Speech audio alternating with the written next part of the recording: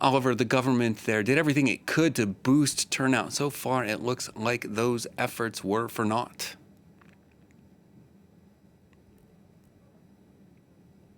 Earlier on today that the government didn't have any particular targets for turnout, and she's clearly trying to put a brave face on things. But the government was very concerned about getting Hong Kongers out to vote. It put an awful lot of money into an extensive advertising campaign where posters and banners were ubiquitous across the city. There were SMS mail shots sent out to everyone yesterday, even people like myself who weren't eligible to vote. So the government certainly wanted some sort of legitimacy given to the reforms that were imposed by Beijing by getting Hong Kongers to cast their votes. But that doesn't look like happening now. The latest turnout we have is from 9:30, which was an hour before the polls closed, and that was hovering at about 29%, and that's in the geographical constituencies, which is a public vote, but also in the functional constituencies, the figure hovered around 30% as well. Well, Oliver, voters this time choose only about 20 out of the territory's 90 legislative seats. How are those other 70 seats allocated?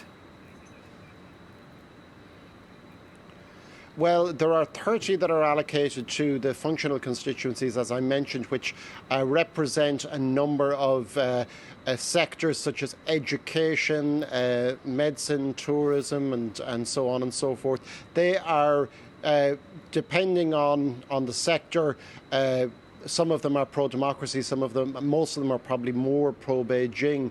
And also the remaining 40 is a new development since these reforms. They are selected by a committee of 1,500 hand-picked pro-Beijing loyalists, and the 40 candidates were being selected from only the 40 seats were being selected from only 51 candidates. So it was pretty much a foregone conclusion for most of those. And this is pretty much the essence of the reformed Legislative Council. It's bigger, but there's far less input from the people of Hong Kong into who gets to sit there. And Beijing has made sure that an assembly that was already fairly well stacked in its favour is irrevocably so now. And not taking any chances there. Well, where does this latest election leave the city's beleaguered pro-democracy movement?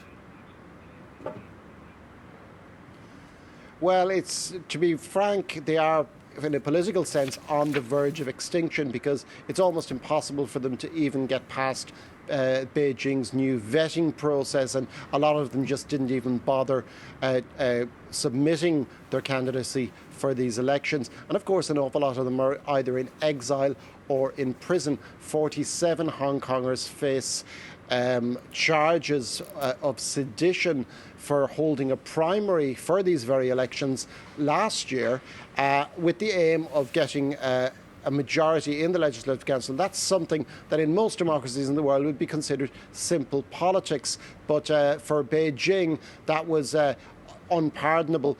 There are small acts of defiance still left open to the pro-democracy camp in Hong Kong.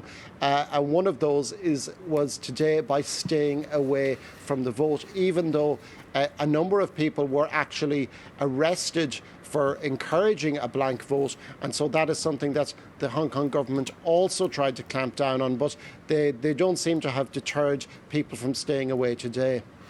Democracy really on the ropes there in Hong Kong. That's France 24's correspondent in Hong Kong, Oliver Farry, reporting live for us. Thanks, Oliver.